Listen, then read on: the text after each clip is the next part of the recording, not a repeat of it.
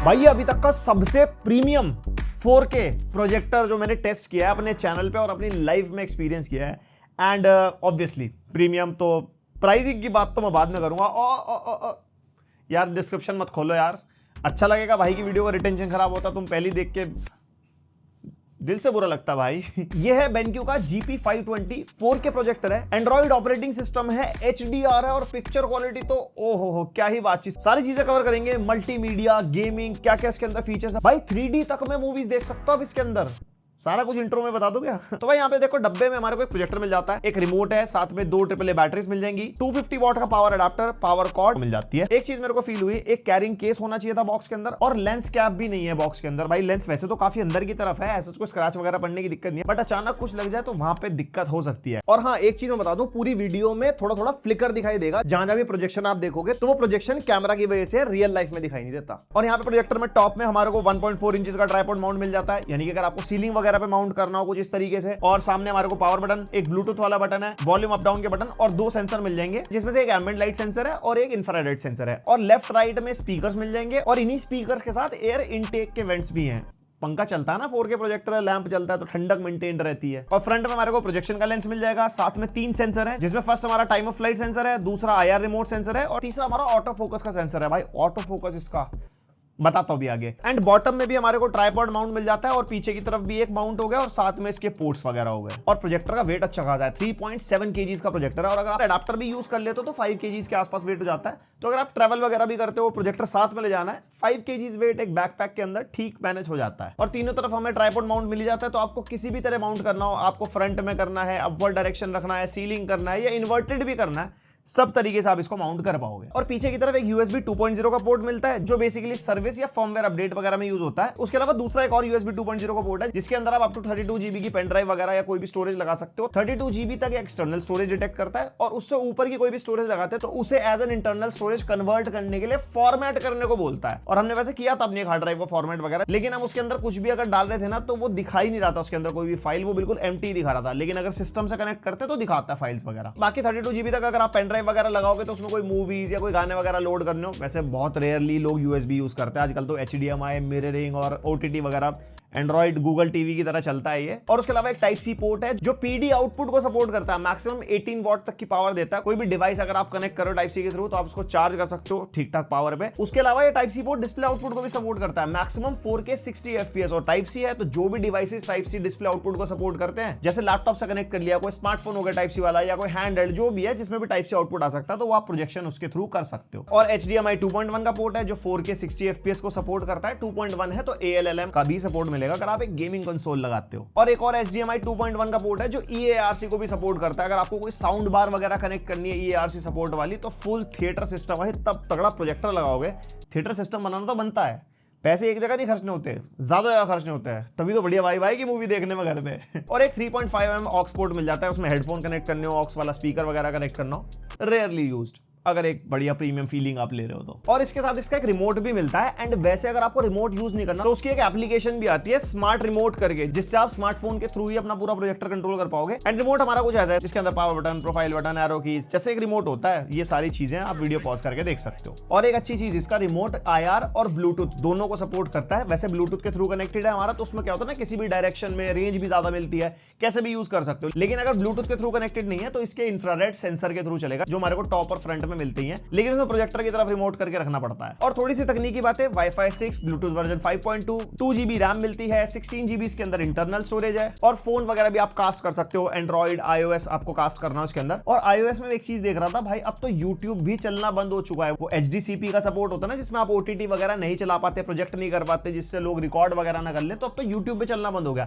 लेकिन ये सिर्फ आईफोन में, एंड्रॉइड में चलता है और गूगल टीवी की तरह चलता है। और ब्लूटूथ है इसके अंदर, तो ब्लूटूथ के थ्रू कोई भी स्पीकर या हेडफोन या TWS वगैरह अगर आपको कनेक्ट करना तो वो भी कर पाओगे। और भाई OS की बात भी यहाँ पे कर लेते हैं। एंड्रॉइड 11 आपको आउट ऑफ द बॉक्स मिलता है और प्रॉपर गूगल टीवी है with Netflix. Usually Google TV वाले OS के अंदर कभी कभी नेटफ्लिक्स नहीं मिलता, और प्रॉपर जैसे गूगल टीवी का एक्सपीरियंस होता है ना, वैसा ही आपको मिलता है। वही एप्लीकेशन वगैरह मिल जाएगी, इसमें आप एप्लीकेशन वगैरह इंस्टॉल भी कर सकते हो और गूगल असिस्टेंट का भी सपोर्ट मिल जाता है। और बेस्ट पार्ट पता है क्या है, जो गूगल टीवी का ऑपरेटिंग सिस्टम है वो इस प्रोजेक्टर के हिसाब से कस्टमाइज्ड है। ऐसा नहीं है कि गूगल टीवी के लिए आपको अलग से आपको इनपुट सेलेक्ट करना पड़ रहा है और अपना ऑपरेटिंग सिस्टम जो प्रोजेक्टर की सेटिंग्स वगैरह जब चेक करनी होती है तो उसके अलग है, नहीं, सेटिंग सारी आपको गूगल टीवी के ओएस के अंदर ही मिलेगी, कोई भी प्रोजेक्टर वगैरह की अगर आपको सेटिंग भी देखनी है तो। और जैसे गूगल टीवी की स्मूथनेस होती है वैसी है, जिसमें कभी कभी तो बढ़िया स्मूथ चलता है और कभी कभी हमारे को लैग्स स्टटर वगैरह मिलता है। जैसे नेटफ्लिक्स हमने खोला हुआ है तो अगर आप सेटिंग्स का आइकन क्लिक करते हैं ना और पिक्चर या साउंड की कोई सेटिंग चेंज करनी है तो वो थोड़ी देर में खुलता है, कभी कभी खुलता है तो रुक जाता है, आवाज कम ज्यादा करनी हो, वही जो गूगल टीवी यूज करते हैं उन्हें पता लग गया होगा मैं क्या बात कर रहा हूं। अब भाई मेनली प्रोजेक्शन यानी कि जो डिस्प्ले आउटपुट आपको मिलेगा उसके क्या हाल चाल है। सबसे बेस्ट पार्ट भाई 4K अल्ट्रा एचडी यानी कि 3840x2160 रेजोल्यूशन मिलता है, 16:9 एस्पेक्ट रेशियो आपको मिल जाता है और प्रोजेक्शन साइज जो अगर आपको बढ़िया देखना है minimum 50 inches to maximum brand कहता है 180 इंचेस तक हो जाता है। हमने इसको 110 इंचेस तक अपने प्रोजेक्शन स्क्रीन में लगाया था, उससे ऊपर का साइज ही नहीं था हमारे पास। मेरे को काफी सही आउटपुट उसके ऊपर लगा और उससे ऊपर अगर जाते हैं मेरे को नहीं लगता वो उतना बढ़िया एक्सपीरियंस आपको देगा अकॉर्डिंग टू दिस प्रोजेक्टर। जैसे आप देख भी सकते हो यहाँ पे 100 इंचेस के आसपास में कितनी बड़ी प्रोजेक्शन साइज हो जाती है और क्लैरिटी तो भाई देखो है जबरदस्त। एंड फिर जाते हैं ल्यूमेंस, जिसके लिए तो मार्केट में भाई सस्ते प्रोजेक्टर में 2000-3000 ल्यूमेंस तो ऐसे ही लिख देते हैं। देखो एक होता है ल्यूमेंस, एक होता है ANSI ल्यूमेंस। इसकी जो ब्राइटनेस है 2600 ANSI ल्यूमेंस है। अब ये जो ANSI है ना अमेरिकन नेशनल स्टैंडर्ड्स इंस्टीट्यूट है जो बेसिकली ज्यादा रिलायबल है, दूसरे ल्यूमेंस के नंबर ज्यादा एग्जैजरेट करके दिखाए जा सकते हैं। एंड इसकी ब्राइटनेस परफॉर्मेंस कैसी है वो मैं आपको वर्बली बता ही रहा हूं। और इसका जो कॉन्ट्रास्ट रेशियो है ना दैट इज 531:1 जो कि प्रोजेक्टर के हिसाब से काफी बढ़िया है। ब्लैक्स वगैरह काफी अच्छे दिखाई देते हैं, जबकि एक लैंप चल रहा है उसमें दिखाना काफी मुश्किल होता है। साथ में HDR का भी सपोर्ट मिलता है। हम कोस्टा रिका वगैरह देख रहे थे भाई, HDR की परफॉर्मेंस काफी बढ़िया निकाल के देता है। मतलब अगर आप 100 इंचेस के प्रोजेक्शन में देखते हो तो भाई डार्केस्ट एरिया ब्राइटेस्ट एरिया वो इतना बढ़िया दिखाई दे रहा था ना, स्वाद आ गया था देख के। और जो इसकी लैंप लाइफ है इको मोड पे 30,000 आवर्स एंड नॉर्मल मोड पे 20,000 आवर्स, जो कि बहुत ज्यादा होते हैं। एक मूवी ज्यादा 2-2.5 घंटे की होती है। अब 20 या 30,000 आवर्स में कितनी पिक्चर है आप देख लोगे, कैलकुलेशन लगा लो, मेरा गणित थोड़ा स्लो है। एंड भाई फिर आ जाते हैं ऑटो फोकस के ऊपर। इसका ऑटो फोकस इतना बढ़िया है, आपने प्रोजेक्टर जरा सा भी आगे पीछे किया, इसके पोजीशन चेंज करी तो ऑटोमेटिकली 3 से 4 सेकंड के अंदर ये फोकस सेट कर लेता है। और इसके रिमोट पे एक बटन मिलता है हमारे को, उसको प्रेस करोगे तो ऑटोमेटिक कीस्टोन करेक्शन वगैरह भी हो जाती है। अगर प्रोजेक्टर सीधा है तो चलो आपकी सीधी प्रोजेक्शन हो रही है, अगर आपने तिरछा भी कर दिया उसके बाद आपने इसको एडजस्ट किया तो इसमें ऑटोमेटिकली इसका जो प्रोजेक्शन है वो बिल्कुल सेट कर देता है, आपको वो छेड़ने की जरूरत ही नहीं है। हाँ फिर भी अगर आपको छेड़ना है तो डिजिटल जूम आप छेड़ सकते हो, zoom in and zoom out करना हो या इमेज रीपोजिशन और left to right top bottom तो वो भी आप कर पाओगे। बट मेनली कीस्टोन और फोकस ही होता है जिसमें साइड है भाई ब्लर दिख रही है, सेट नहीं हो पा रहा, कुछ नहीं हो पा रहा, इसमें टेंशन लेने की जरूरत नहीं, इतने सारे सेंसर दे क्यों रखे हैं भाई साहब। और बाकी डिफरेंट पिक्चर मोड्स मिलते हैं जैसे auto cinema, HDR auto cinema, bright, ये वो आप देख सकते हो स्क्रीन के ऊपर। और ये जो ऑटो सिनेमा मोड है ना ये ऑप्टिमाइज कर देता है डिपेंडिंग अपॉन द कंटेंट कैसा। और इसके अंदर ना वो ऑटो स्मूथनिंग ऑन हो गई थी, जो MEMC नहीं होता वो 60 FPS कर देता है 30 FPS वाले कंटेंट को। तो मेरे को सबसे बेटर जो लगा वो सिनेमा मोड लगा। अगर आप मूवीज वगैरह देखते हो, उसके अलावा गेम वगैरह खेल रहे हो तो अलग मोड्स वगैरह आप सेलेक्ट कर सकते हो। और गेमिंग के लिए गेम मोड बूस्ट मिलता ही है और स्क्रीन ब्राइटनेस के भी मोड्स हैं जिसमें नॉर्मल, इको, डायनामिक है, कस्टम भी आप कर सकते हो। एक स्मार्ट आई प्रोटेक्शन भी मिलता है। मान लो प्रोजेक्टर लगा हुआ है उसकी तरफ आप डायरेक्ट देखने ना लग जाओ तो अगर 1-2 मीटर के दायरे में अगर आप सामने आते हो प्रोजेक्टर के तो automatically smart I protection on हो जाता है और इसकी ब्राइटनेस बिल्कुल कम हो जाती है। बच्चों वगैरह के लिए ठीक है, मान लो जबरदस्ती प्रोजेक्टर में आंख डालने के देखने लगे तो वहां पे काम आएगा। और एक अवॉइड ऑब्स्टिकल फीचर मिलता है जिसको अगर आप ऑन रख के रखोगे और आपने कोई प्रोजेक्शन कर रखी है और बीच में कोई ऑब्स्टिकल है, कोई मान लो टेबल आ गई, कोई चेयर वगैरह कुछ है तो इसकी प्रोजेक्शन ऑटोमेटिकली वहां से शिफ्ट होकर थोड़ी छोटी हो जाती है जितने एरिया में आपका ऑब्स्टिकल आ रहा है। और भाई साथ में 12 वॉट के डुअल स्पीकर्स मिलते हैं, क्या जबरदस्त साउंड क्वालिटी है भाई, एकदम बढ़िया लाउड फील होता है। और अगर सही बताऊं अगर अकेले बैठ के आप देख रहे हो या 2-3 लोग देख रहे हो, आपको ज्यादा लाउड साउंड नहीं चाहिए, आपने साउंड बार वूफर नहीं लगा रखा, आप इसी के स्पीकर पे आराम से कंटेंट वगैरह एंजॉय कर सकते हो। हाँ वो सिनेमैटिक फीलिंग चाहिए तो वो तो नहीं मिल पाएगी एक साउंड बार और वूफर में जो एक फीलिंग आती है, बट स्टिल इसके स्पीकर्स डिसअपॉइंट तो नहीं करते। और भाई डॉल्बी एटमॉस के सपोर्ट के साथ ये प्रोजेक्टर आता है तो कोई भी डॉल्बी एटमॉस वाली साउंड बार अगर आप यूज कर रहे हो AARC HDMI के थ्रू कनेक्ट करके तो उसके अंदर आपको प्रॉपर 7.1 चैनल का पूरा फायदा मिलेगा अगर फुल सिनेमैटिक फीलिंग आपको अपने घर के अंदर बनानी है। और बाकी इस प्रोजेक्टर को एज अ स्पीकर भी यूज कर सकते हो। जो सामने ब्लूटूथ वाला बटन नहीं मैं आपको बता रहा था, उस बटन को आप प्रेस करके रखते हो ना तो ये स्पीकर ओनली मोड पे चला जाता है। उसके थ्रू फिर आप इसको लैपटॉप या फोन किसी चीज से भी कनेक्ट कर लो और अपना बढ़िया गाने बजाओ। और स्पीकर की साउंड कैसी, एक सैंपल मैंने रिकॉर्ड करा, एक बार आप वो सुन के देखो।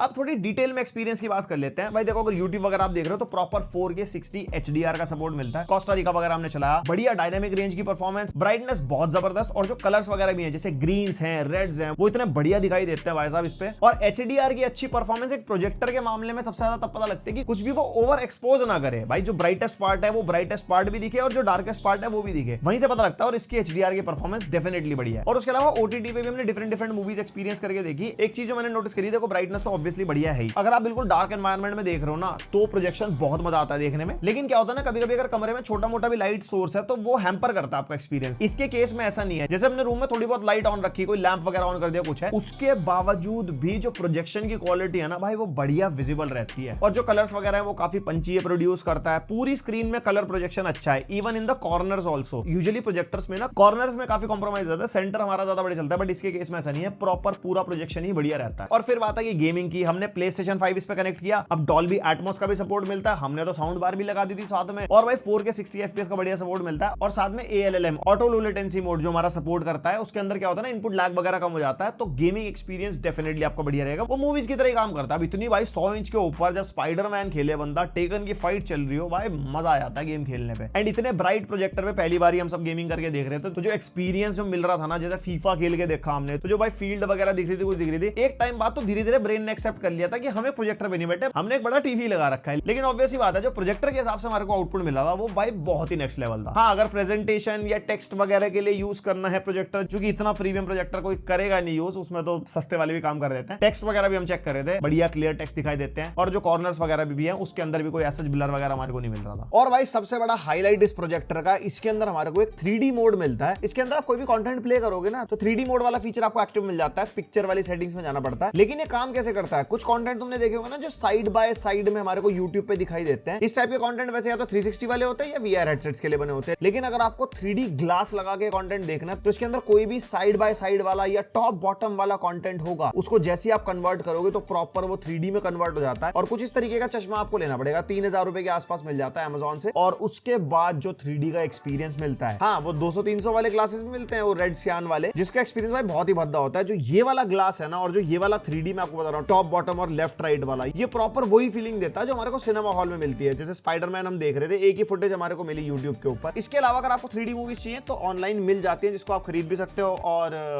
समझदार को इशारा काफी, समझ रहे हो। और टॉप बॉटम लेफ्ट राइट के अलावा एक ब्लूरे वाला ऑप्शन भी मिलता है। अगर आपके पास एक्सटर्नल कोई ब्लूरे ड्राइव है, या अगर आपके पास PlayStation 5 डिस्क एडिशन वाला, वो भी ऐसा ब्लूरे ड्राइव चलता है और ब्लूरे डिस्क लगा के उसको भी आप 3D में देख सकते हो। बस हाँ, ग्लासेस जरूर चाहिए होंगे ये वाले। And ultimately the conclusion, projector बहुत बढ़िया है, बट द प्राइसिंग 1,37,990 रुपीज का प्रोजेक्टर है। एंड डेफिनेटली ये प्रीमियम ऑडियंसेस को टारगेट करता है। एक प्रोजेक्टर लगाना चाहते हैं, बढ़िया थिएटर लेवल सिनेमैटिक एक्सपीरियंस आपको घर पे चाहिए, क्योंकि कुछ लोग होते हैं ना भाई थिएटर में जाना नहीं है, जब OTT आएगी तब देख लेंगे। तो घर पे आपको तगड़ा एक्सपीरियंस लेना है सिनेमैटिक, उन लोगों के लिए प्रोजेक्टर है। वरना इसी प्राइस पॉइंट पे ऐसा नहीं है टीवी वगैरह नहीं आते। लेकिन फिर फीचर्स वाली बात आ जाती है ना, इसको आप कहीं भी माउंट करके रख सकते हो, ज्यादा एक सेफर ऑप्शन है। 3D मूवीज आप एंजॉय कर सकते हो उसके ऊपर। और एक प्रोजेक्टर के अंदर 4K 60 HDR होना विद अ गूगल टीवी, बहुत सारी चीजें ऐड ऑन कर देते हैं। तो कुछ ऐसा ही था इस प्रोजेक्टर का पूरा रिव्यू। बाकी आपके जो भी थॉट्स है मेरे को बताओ कमेंट करके। आप BenQ का कोई और प्रोजेक्टर वगैरह यूज तो नहीं करते, या फिर यही प्रोजेक्टर तो नहीं है किसी के पास, कोई मोटी पार्टी है मेरी ऑडियंस में से, तो कमेंट करके बताओ। बाकी यहाँ तक आगे तो लाइक शेयर सब्सक्राइब। मिलते हैं नेक्स्ट वीडियो, तब तक के लिए